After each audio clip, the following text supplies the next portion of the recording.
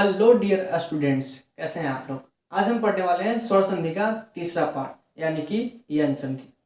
तो इसके पहले मैंने गुण संधि दीर्घ संधि का वीडियो बना रखा है। अगर आपने नहीं देखा है तो लिंक डिस्क्रिप्शन बॉक्स में दिया हुआ है, जाकर देख सकते हैं। नहीं तो आई बटन में दिख रहा होगा, वहां से भी आप देख सकते हैं। तो चलिए आज हम जानते हैं यन संधि। तो सबसे पहले हम यहाँ पे इसका रूल लिखे हैं, मतलब नियम, यन संधि क्या होता है। तो यहाँ पर रूल इस प्रकार से है, यदि ई उ री या ली, फिर से पढ़ेंगे, यदि ई उ री या ली के बाद अपने से भिन्न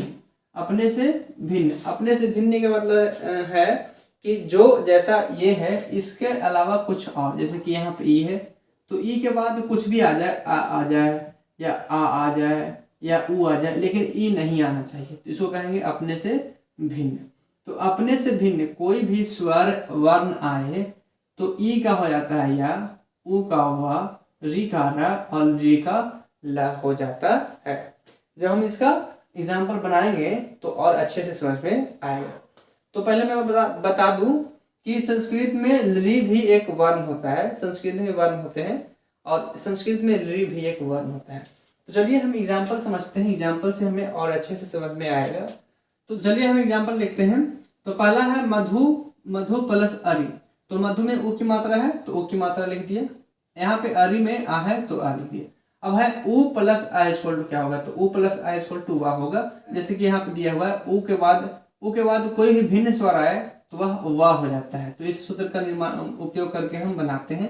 तो ऊ के बाद आया है तो हो गया है वह। तो यहाँ पे देखिए मधु का यहाँ पे धा है वो आधा धा हो गया है और यहाँ पे वाह की मात्रा जुड़ गया है। वाह कहाँ से आया, ये वाह जो है हलंत वाह था, आ के साथ फिर से जुड़ता है और पूरा बन गया। तो मधुआ री, यहाँ पे री की मात्रा था तो यहाँ पे री की मात्रा आ गया। तो इसमें थोड़ा सा जो है ज्यादा प्रोसेस है, कठिन नहीं कर सकते हैं बल्कि ज्यादा प्रोसेस कर सकते हैं। तो इसमें थोड़ा सा ज्यादा प्रोसेस है। क्या क्या प्रोसेस है फिर समझेंगे। ऊ और आ मिलकर वाह बन गया, वह जो है आ के साथ मिला और पूरा बन गया। ये धा जो था वो आधा धा बन गया, बाकी लास्ट में जो री था वो तो री ही गया। तो मधु प्लस अरि इस प्रकार से हो गया मधुहरी। सेकंड समझते हैं और अच्छे से समझ में आएगा।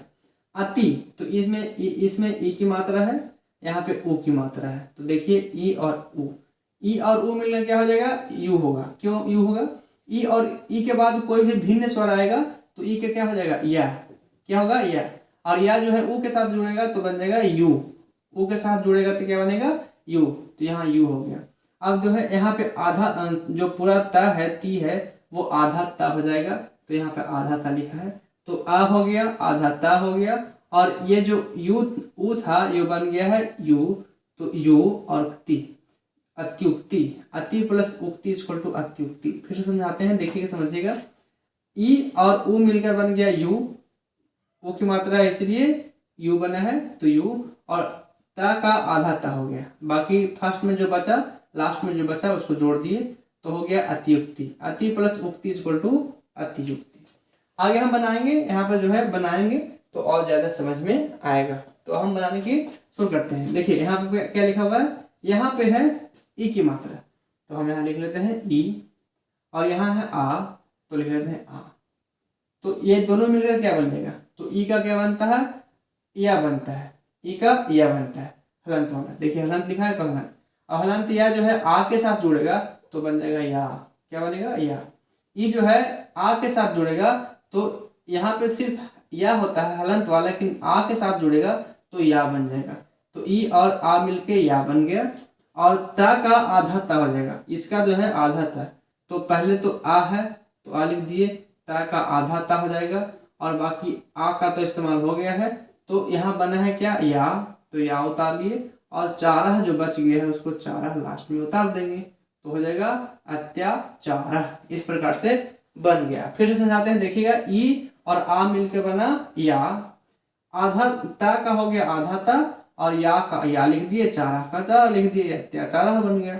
इसी प्रकार से सेकंड है सु प्लस आगतम। देखिए यहाँ पे ओ की मात्रा लगा हुआ है तो हम लिखेंगे ओ की मात्रा, यहाँ पे आ है तो लिखेंगे आ। अब देख रहे हैं ऊ के बाद अगर कोई भिन्न आए तो क्या बनता है, ऊ के बाद कोई भिन्न स्वर आए तो वह बनता है। तो यहाँ से वह सूत्र से देखिए तो वह हलंत वाला, लेकिन जब आ की मात्रा जोड़ेंगे तो बात से हो जाएगा वा। ऐसे हम लिखते हैं सु, तो देखिए इसमें इसके आगे कुछ नहीं है, इसके आगे कोई वर्ण नहीं है, तो सु का आधा सा हो जाएगा।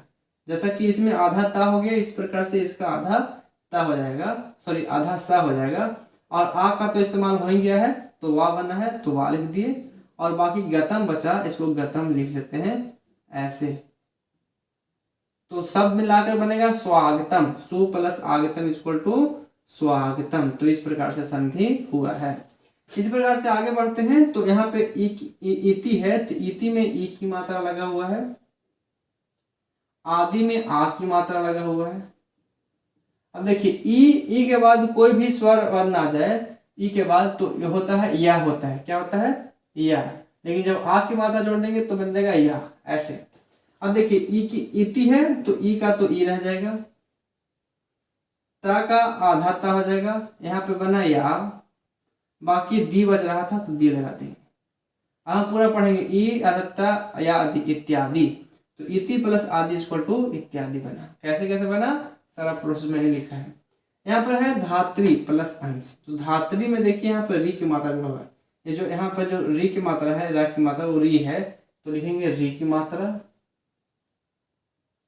यहाँ पे अंश है तो आ की मात्रा है ऐसे, और री और आ, तो री के बाद जब कुछ भी आए तो क्या बनेगा, आधा रा बनेगा, तो आधा रा ऐसे, आधा रा। धात्री, धात्री देखिए इसमें थोड़ा सा प्रोसेस जो है बड़ा है, देखिए समझ में। धात्री में से धा लिख लिए, ये जो त है वो आधा ता बन जाएगा, तो ता को आधा ता ऐसे भी लिखते हैं, और नहीं तो हलंत ता देकर ऐसे भी लिखते हैं। और यहाँ आधा रा बना है तो आधा रा बना दी ऐसे, और स है तो स लिख दिए, तो धा आधा ता आधा रा और स। अब हम बताते हैं आपको कि ता और प्लस रा मिलकर त्रा बनता है, ता प्लस रा मिलकर त्रा बनता है, तो ये भी ता प्लस रा मिलकर त्रा बनता है, तो यहाँ आधा ता आधा रा है, यहाँ पे आधा आधा मिलता है, तो इसको हम ता रा नहीं लिख के त्रा लिख लेते हैं ऐसे, धात्र। और अंक के जो बिंदु है, ये बिंदु है यहाँ पे लगा लेते हैं, तो धात्रंश हो गया। कैसे हुआ, देखा आपने, सारा प्रोसेस समझा। देखिए धात्री है, यहाँ पर री की मात्रा था, यहाँ पे आ की मात्रा है, दोनों मिलकर रा हो गया। धा का धा लिख दिया, ता का आधा ता लिखा, देखिए आधा ता होता है, ता का आधा ता हो जाएगा, आधा रा, और दोनों मिलकर त्रा हो गया, तो त्रा बिंदु था तो बिंदु लगा दिया, लास्ट में सा बच रहा था सा लिख दिए, धात्रंश। इस प्रकार से हुआ।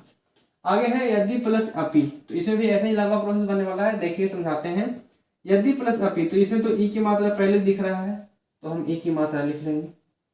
इसमें आ की मात्रा है तो आ की मात्रा भी लिख लेते हैं। अब देखिए ई के बाद कोई भी भिन्न स्वर आए तो क्या बन जाएगा, या बनेगा, तो या लिख लेते हैं, आधा या। हलंत या ना है, देखिए हलंत या है तो हलंत या लिख लिए। अब यदि में से या तो कुछ नहीं हुआ, या तो हम साफ साफ लिखेंगे या, ये जो दा है वो आधा दा बन जाएगा, तो ऐसे आधा दा लिखेंगे। यहाँ पे आधा या है तो आधा या लिख लेते हैं। बाकी पी बचा है, ये तो इसका इस्तेमाल हो गया है, सिर्फ पी बचेंगे, पी ऐसे, या आधा दा आधा या अपी।